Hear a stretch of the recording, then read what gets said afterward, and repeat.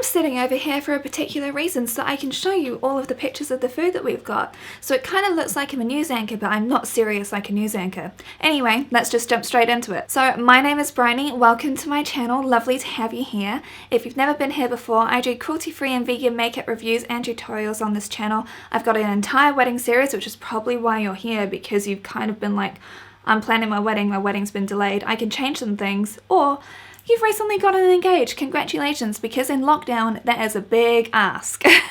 1. How did they get the ring? My goodness, what? This is all about our wedding and how we managed to pull off the best vegan wedding, oh my god. So I have a full series which I'll just link up here for you as well, because it's been a very DIY wedding. We paid for everything ourselves, I've made it as eco-friendly and ethical as possible, and basically, I'm a wedding obsessed person, so this meant a lot to me to be able to pull this off correctly. So let's just get started on initial reactions to people when you say that you're having a vegan wedding.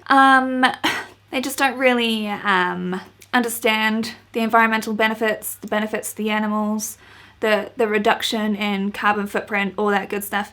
You guys do know though, because you're watching this video. I just boiled it down to the fact that we're paying for the wedding. It's our choice. I'm not paying for food that has caused harm, and that's literally it. If people had a problem with it and they weren't able to actually handle having one meal with us, which they don't have to pay for, that is not involving any cruelty, then they're not real friends of ours. So I took a pretty hard line when it came to that. I did our entire wedding invites and everything through with Joy, and so using that, it was all free, and there was also no environmental impacts of carbon footprint of all the printing, of all the shipping, of everything else that goes into it. So with it all being online, everyone just had the link to the website, and so in that I actually put in my own question, because you can do that, which was a good thing. This is not sponsored, by the way, this is just what I did, and this is just from the research I did on wedding websites that you could do. I put in the question, this is going to be a totally vegan wedding, if you have any other dietary requirements, let me know, and we'll cater accordingly. And so that's what I did. So then every guest actually had the heads up that it was going to be a vegan wedding as well, because I think it's actually just kind of courteous to let people know. And also you'll be asking people like if they actually had any dietary requirements anyway, so why not just let them know up front it's going to be a vegan wedding? So if they're going to be making steak jokes and whatever else and bacon jokes, then you're not welcome. I was not here for it on a day of love, because it's not loving to kill an animal. I'm just saying, it's really not. So by giving them the upfront option, then they could know whether they wanted to join us for our magical day or if they wanted to stay home and just get FOMO when they saw the food, because the food was amazing. So I actually did a lot of scouring to find a company that would work in the city that we were getting married as well, because we got married down in Hamilton at Willowbrook Park. Again, I'll link everything down below. There's a playlist, there's all that good stuff, so you can find out all of that. I came across this company called Unique Food Geeks through an online group, and oh my god, their food just looked amazing. They were raved about so much. I met with the chef and we kind of had an Italian fairy tale theme to our wedding, so I wanted all of the food to be Italian, because when Brandon and I went there back in the days where we could travel, we fell in love with the food. The food in Italy is phenomenal, and they do vegan so well. Oh my god, they do vegan so well. Can't even explain. So because we have such an affinity for Italian food, we themed the entire thing after that. I worked with Jess at Unique Food Geeks in order to create this menu. I knew that I wanted to have a sit-down menu. I knew that I wanted to have canapes. I knew that I wanted to have a beautiful wedding cake as well. And I knew that I wanted to have candy floss. So those were the things I knew I wanted to have. Let me get my notes, because we came up with a delicious menu.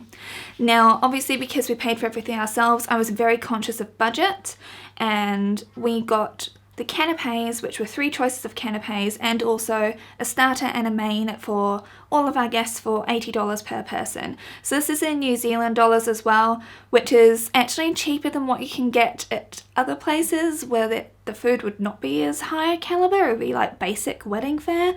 I've seen buffets for that much money, like seriously. Buffets. This was a sit-down plated meal. I did go back and forth with her a few times, because some of the options that she was coming up with were, one, way too fancy for us. We're pretty basic people, But we just wanted to make sure the food was approachable and enjoyable, and I kept on reinforcing I wanted to have like some protein in there because like I know that people can't have tofu or whatever, but Brandon and I are big fans of like mock meats and like making sure there's beans or like protein in the food, so then it keeps you fuller for longer and you're not just like filling up on carbs effectively. So I kept on going back to her about things like that and making sure that people weren't going to feel hungry, because a lot of the times fancy wedding food can be like that big. So I didn't really want to have that because I wanted to make sure everyone, 1, enjoyed it, and 2, felt satisfied, 3, would brag about the best wedding they'd ever been to. This was the menu that we eventually settled on. I will share it on the screen with you as well, but for those that would just like to listen instead to my wonderful, delightful and soothing voice, I will read it out to you and also accompany it with pictures because the food was amazing. Thank you so much to the whole team at Unique Food Geeks for creating an amazing menu with me. It's so good. These were the 3 canapes that came out. So we had sun-dried tomato polenta chips with avocado and lime puree on top. Beautiful, looked amazing. I want to say as well, I was so nervous that I think I ate around about 7 bites on the wedding day total. So I can't vouch for the food, but my husband definitely can, as can all of the guests. And as soon as we can, we're going to go down to Hamilton and get a recreation of this menu because I want to eat it, because everyone said how good it was and I missed out on the food. If you're a nervous person, I don't know what you need to do, take some tranquilizer or something, but make sure you eat at your wedding. Oh, I was so sad because I saw these amazing canapes and food and stuff go around and I was like, I'm too nervous to eat. I don't know what to do. That was canape 1. Canape 2 was basil marinated tomato. Let me try and read this word right. Nasturtium. That's actually a flour that gets like made into a sort of fancy, I don't know, do you call it a sauce? A garnish? I don't know. It's a fancy thing anyway, but that was served on a corn chip. Option 3 was cured beets, oregano, crostini with olive oil drizzled over the top of that. Then going on to the dinner. So here's something else about weddings. No one likes alternate drops. It's very hard for people to make up their minds at the time. So what I did as well to reduce food waste, because we know that at weddings, like, they can kind of account for people having half and half or a bit more than half of each. So that means that they're actually ordering a lot more food, preparing more food than what they need to, which creates more wastage. And one of the big parts about being vegan is trying to be an environmentalist as well, at least it is for me. So I wanted to reduce as much food waste as possible and make sure that people got what they wanted, because I emailed every single one of our guests, I sent around the menu to them all, and I wrote down exactly what every single person wanted so that we could actually get that right on the day. And by doing that, it meant that I could actually accurately gauge like what everybody wanted. It made sure that the caterers knew how much food to order, everything, so then no one was disappointed. Because if we went with the alternate drop option, well, let's just say that there were some options that were more popular than others. Arancini balls, freaking hit, I'll tell you. It would have ended up with a lot more people being disappointed and actually sending food back and wanting to get that food remade to like something different. So I'm really glad we didn't go with alternate drop. And if you are also planning your wedding now, email your guests with that first, so then they're not also having to decide, because you get given this menu which then goes in the trash again at the venue. What's the point of that? Because then you're printing out however many of these menus that literally go in the trash. What is the point?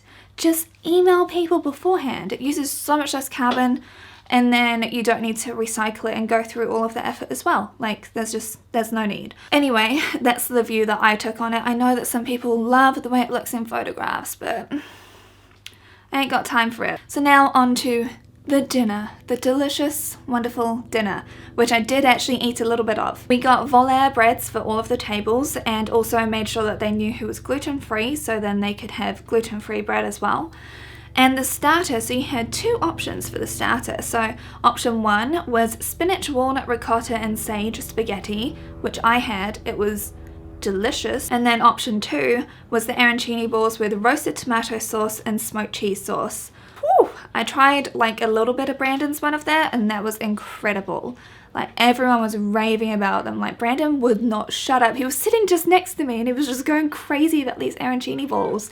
I don't think he actually wanted to let me have a bite. They were that good. So if you have the option of putting arancini balls on your menu, do it. Now we're on to the main event. So there were two choices again. One was a baked ziti pasta with mozzarella and sweet basil tomato sauce and oregano. Now I love pasta, so I chose this one and I had 2 bites. It was really delicious though. It looked like a small cube, but it was dense and delicious and yummy. And the other option was a root vegetable presse. Presse? Is it a press or a presse? I don't know.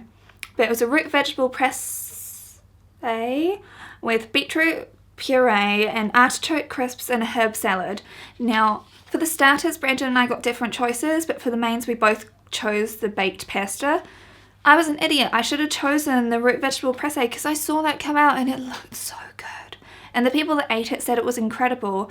Even if I could have had one bite, just one little tiny bite, that would have been so good because it looked amazing. So again, we'll have to have this menu recreated for us because I feel like I missed out. I really do. And you might have picked up that I mentioned about getting a candy floss machine. And for me, like, that was just something I've had the idea of for years, literally years, even before Brandon and I got together, just because I think it's such a fun, whimsical thing to actually have candy floss at a wedding, and it just made everyone so happy. And if you have Prosecco or champagne, if you have a champagne budget, we have a Prosecco budget where Prosecco bottles were bought for $15. Granted, we were still marked up on those, but our Prosecco of choice is 15 New Zealand dollars, which is around about, I don't know, $9 US, maybe? It's very cheap anyway. What people were doing was they were actually putting their candy floss into the Prosecco, which was my entire intention, so they can have a candy floss cocktail effectively, and so that's what they did. And so seriously, if you were even considering it, it was so worth it.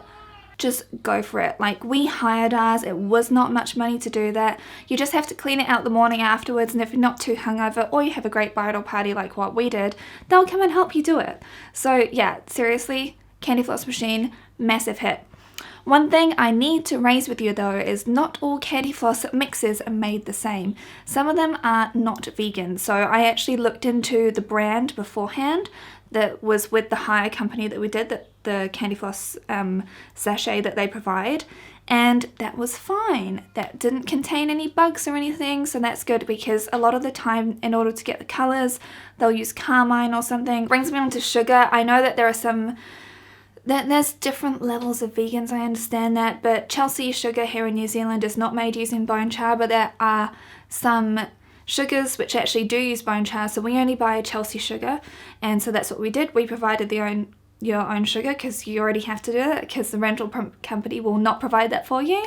So we just bought a whole bunch of Chelsea sugar, and so then they used that and it worked out great.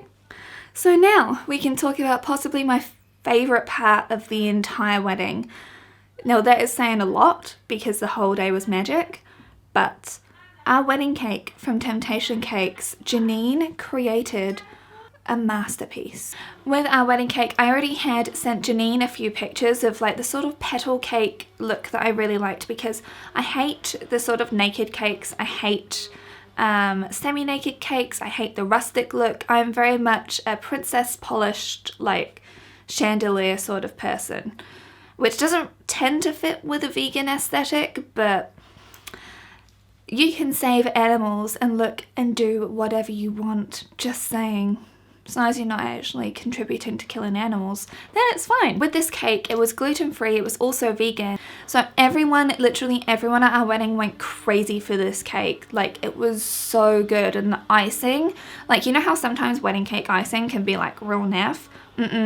No. Everyone was just gobbling this up. It was so good. Even though they'd already had all of the sugar from the candy floss and everything, they loved this cake. One of the best parts of the day, literally. So great job, Janine. Like, seriously, she did amazing. Again, I'll link all of like the vendors down below because they were all so good.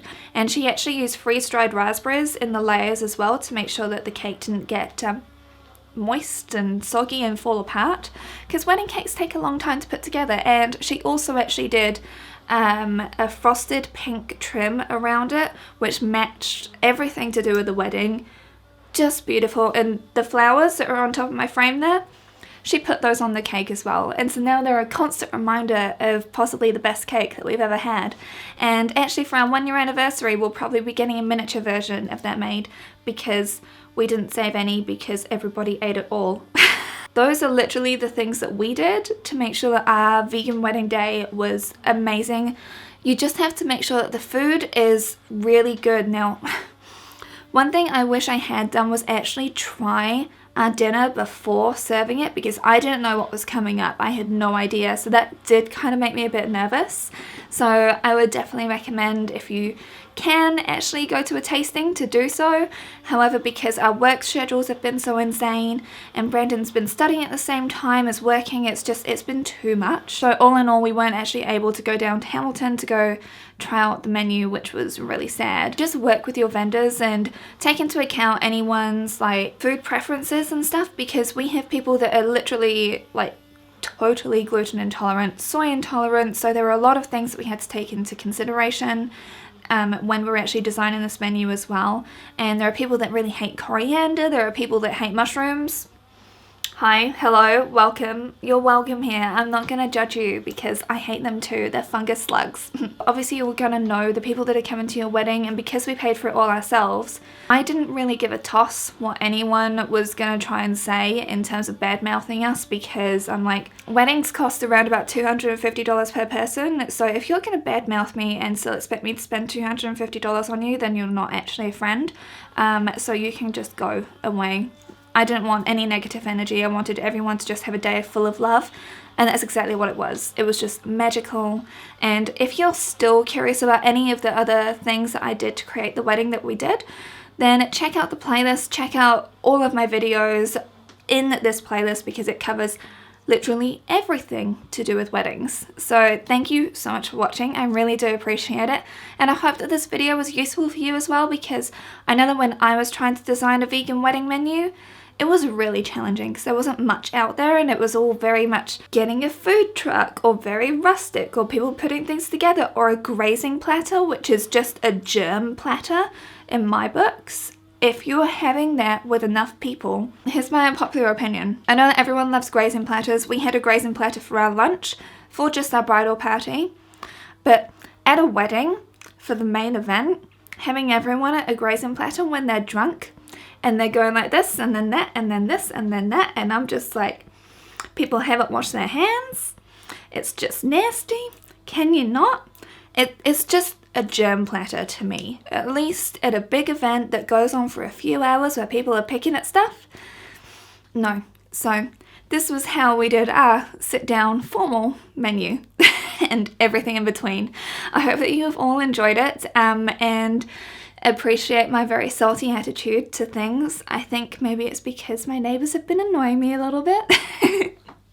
But thank you so much for watching. Again, please subscribe to my channel because I come up with videos every week, 2 videos a week whilst we're in lockdown. I'm doing so much work on these, and I just hope that they're really useful for you. So thank you once again, and I'll see you all again very soon. Bye!